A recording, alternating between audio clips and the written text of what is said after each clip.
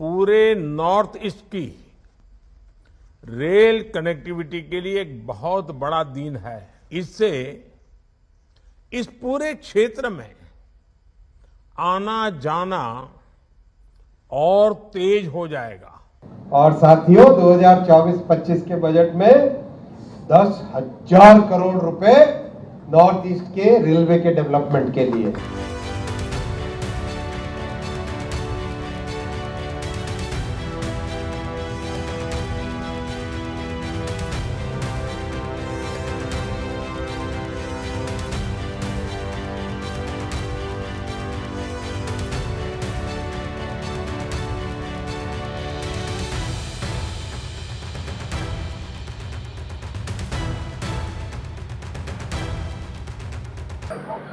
इस प्रोजेक्ट के बनने के बाद जिस तरीके से अब मिजोरम जो है उसको फायदा मिलेगा, चाहे टूरिज्म के लिहाज से कहें, क्योंकि टूरिज्म लगातार यहाँ पर बढ़ रहा है और जिस तरीके से लगातार यहाँ पर टूरिज्म बढ़ रहा है उसको देखते हुए अगर हम बात करते हैं तो पिछले साल की तुलना में यहाँ पर टूरिज्म में काफी इजाफा हुआ है। लोग आकर्षित हो रहे हैं, कई हिडन प्लेसेस है उसको जान रहे हैं कि किस तरीके से हम उन हिडन प्लेसेस को देखें, उनको डिस्कवर कर रहे हैं। लेकिन उसके लिए टूरिस्ट के लिए यहाँ पर आके जरूरी है कि यहाँ पर सूचित करें। बिना सूचना के यहाँ पर कोई टूरिस्ट जो है ज्यादा दिन नहीं रह सकता। कुछ नियम कायदे जो है नॉर्थ ईस्ट स्टेट्स के होते हैं उनको फॉलो करें, यहाँ की नेचर को प्रोटेक्ट करें। तो लगातार जो है इस मुहिम को भारतीय रेल आगे बढ़ा रही है और इससे यहाँ पर जो हम देश के जो प्रधानमंत्री नरेंद्र मोदी देश के विकास की, सबका साथ सबका विकास की बात करते हैं, उसमें नॉर्थ ईस्ट भी शामिल हो रहा है। नॉर्थ ईस्ट में मिजोरम भी शामिल हो रहा है, क्योंकि जब ये इस तरीके से रेलवे का नेटवर्क बढ़ेगा तो जाहिर सी बात है न सिर्फ पर्यटकों का आवागमन बढ़ेगा बल्कि आर्थिक रूप से भी यहाँ पर छोटे बड़े रोजगार जो है वो यहाँ के स्थानीय लोगों के लिए लाभप्रद साबित होंगे, चाहे वो टूरिस्ट हो या बाहर से सामान लाने ले जाने के लिए। और एक कनेक्टिविटी जो दूर या फिर एजुकेशन के लिए जो स्टूडेंट्स, क्योंकि सबसे ये पहला साक्षर राज्य बन गया है पूरी तरह से, तो स्टूडेंट्स बाहर बड़ी स्टडीज के लिए भी जाने में उनको आसानी होगी। कुल मिलाकर कहा जाए भारतीय रेल जो है प्रोजेक्ट शुरू किया है सारण से बाबरी तक, इसको लेकर के यहाँ के स्थानीय लोग काफी उत्साहित हैं। और ये उत्साह जो है इसलिए है कि एक वक्त के बाद 2014 के बाद जिस तरीके से केंद्र सरकार जो है यहाँ पर काम कर रही है वो काम इस देख करके काफी उत्साहित है। और उस उत्साह को देख करके हमारे साथ रेलवे विभाग से ही है सर एक बात बताइए, ये प्रोजेक्ट जो है चुनौतियां किस तरीके की इधर आई बनाते हुए?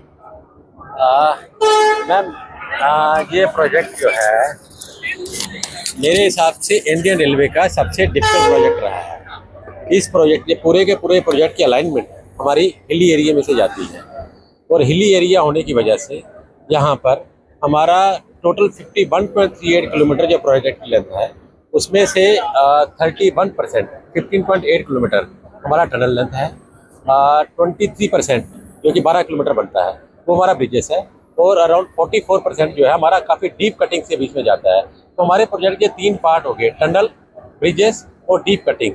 ये तीनों के जो है अलग अलग टाइप के चैलेंजेस रहे इसको करने में। एक जियोलॉजिकल चैलेंजेस होते हैं क्योंकि जंग हिमालय की जियोलॉजी जो है काफ़ी इसमें अनप्रडिक्टेबल जियोलॉजी रहती है, फ्रैक्चर जियोलॉजी रहती है। इसमें टेक्टोनिक एक्टिविटीज काफ़ी रहते हैं जिसकी वजह से हमारा रॉक मास जो है वो फ्रैक्चर्ड रहता है, उसमें फोल्ड फॉल्ट बहुत सारी डिसकंटिन्यूटी रहती हैं। और उस पर जब भी हम लोग चाहे टनलिंग का काम करते हैं, चाहे ब्रिज का करते हैं या ओपन कटिंग करते हैं, उसमें स्लाइड और कोलैप्स होने के चांसेस बहुत रहते हैं, पानी के इंग्रेस होने के चांसेस बहुत रहते हैं। तो उसको टैकल करके इसको जियोलॉजिकल चैलेंजेस को ओवरकम किया जा सकता है। सेकंड क्या है कि इसमें लॉजिस्टिकल इशू जो है वो बहुत ज़्यादा रहे।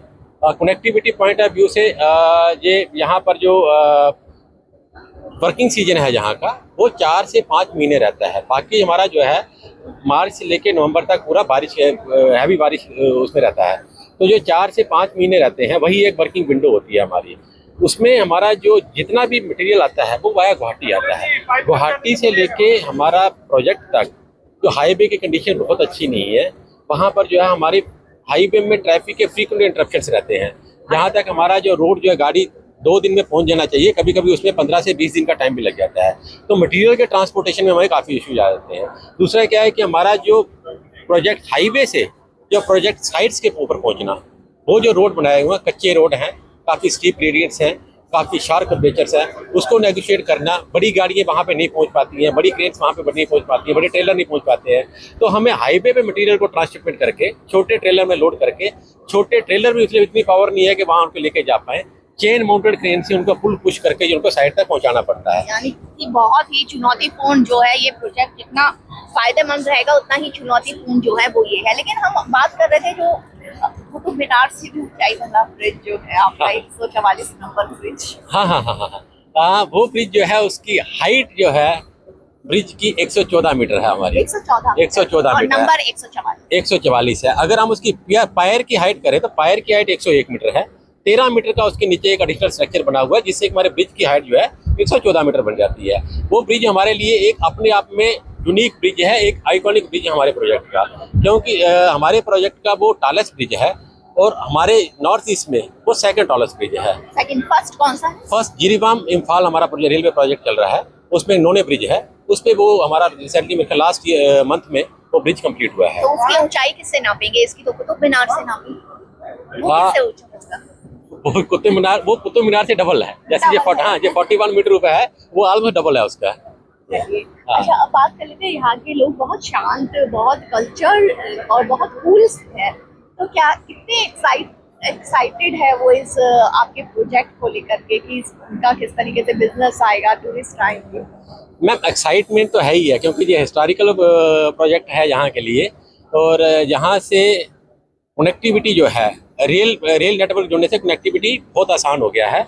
जैसे कि अगर आपका जो नियरेस्ट यहाँ पर सिटी पड़ता है पूरे नॉर्थ ईस्ट में, जो एक अच्छा शहर गुवाहाटी है, गुवाहाटी से जहाँ आने के लिए आज की डेट में कनेक्टिविटी के 2 ही सोर्स हैं। जहाँ तो आप बाय रोड आ सकते हैं और जहाँ आप बाय एयर आ सकते हैं। बाय एयर हर कोई अफोर्ड नहीं कर सकता है, तो बाय रोड आने के लिए आपको जो टाइम लगता है वो 14 से 18 घंटे का लगता है। अगर आप उसका जो बस की टिकट की बात करेंगे, बस का जो अराउंड 1500 रुपीज़ के आसपास जो है बस का टिकट है वहाँ से आने के लिए, नॉन एसी टिकट का।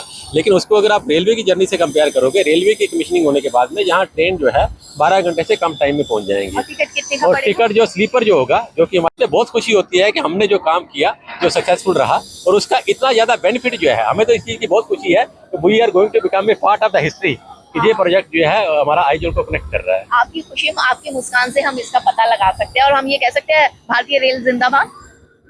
पक्का मैम, जो है भारतीय रेल जिंदाबाद है। अच्छा, ये रेलवे स्टेशन, एक आखिरी सवाल मैं पूछना चाहूंगी, ये रेलवे स्टेशन सायरंग जो है बहुत बड़े एरिया में बनता हुआ दिखाई दे रहा है, कितना बड़ा एरिया होगा ये? मैम, ये सायरंग स्टेशन जो है इसकी लंबाई जो है हमारा जहाँ से जाट शुरू होता है तकरीबन 2 किलोमीटर है। हाँ, और ये पूरे का पूरा जो है यहाँ पे एक काफ़ी बड़ा हिल था, क्योंकि आप आसपास कहीं भी देख लीजिए प्लेन एरिया नहीं है। स्टेशन बनाने के लिए हमें प्लेन एरिया की जरूरत पड़ती है, तो ये हिल को काट के जो है इस ग्राउंड को प्लेन किया गया है, और 40 लाख क्यूबिक मीटर जहाँ पर जो है मिट्टी को काट के इसको प्लेन किया गया है, जहाँ पर टोटल 14 लाइन्स बनाई जा रही है। 14, क्योंकि हमारा टर्मिनल स्टेशन है जहाँ पर हमारी ट्रेन टर्मिनेट होंगी और ओरिजिनेट भी होंगी, और ओरिजिनेट होने के लिए ट्रेनों के पहले जो उसकी वॉशिंग करनी पड़ती है, उनका जो मेंटेनेंस होता है, वो उसकी सारी फैसिलिटी यहाँ पे डेवलप की जा रही है। तो उसी आपका हम नाम जानना चाहेंगे सर। मेरा नाम विनोद कुमार है और मैं चीफ इंजीनियर इस प्रोजेक्ट का। बताइए, ये हम इन्हीं की तारीफ करते हैं, हमारी जो भारतीय रेल में जो इंजीनियर हैं उनकी इतनी बेमिसाल नमूने जो है वो अंजी ब्रिज, चेनाब, पंबन ब्रिज, और अब ये यहाँ पर 144 नंबर ब्रिज, और ये रेल प्रोजेक्ट जो है इन्हीं का कमाल है। इन्हीं जैसे भारतीय रेल में जो कई इंजीनियर्स है उनका कमाल है, और हम आपको थैंक्स बोलेंगे। Thank you ma'am, thank you. तो हमें बोलना चाहिए कि आपने अपना जो है वैल्यूएबल टाइम निकाल के हमारे प्रोजेक्ट को जो है आके देखा, और इसको आप हमें जो है हमारे देशवासियों को दिखाने का काम करेंगे। चलिए, तो बहुत अब माना जा रहा है कि 2 महीने के अंदर यहाँ आम लोगों के लिए जो है वो ट्रेन चलना शुरू हो जाएगा। पीछे देख सकते हैं, वहाँ से स्टेशन की शुरुआत होती है, कई टनलों से लेकर के, कई ब्रिजेस पे लेकर के, और इस तरीके से जो रेल है वो दौड़ती हुई जल्दी इस पटरी पर दिखाई देगी। आइजोल की में जो है वो सायरंग स्टेशन पर दौड़ती हुई दिखाई देगी, अपनी दूरी तय करती हुई मंजिल तक लोगों को पहुंचाती हुई दिखाई देगी। और उम्मीद की जा रही है कि प्रधानमंत्री नरेंद्र मोदी जो है इसका खुद अपने हाथों से जो है शुभारंभ करेंगे, हरी झंडी दिखाएंगे। जल्दी ये काम होगा। माना जा रहा है कि 1 से 2 महीने के अंदर इस काम को अंजाम दे दिया जाएगा।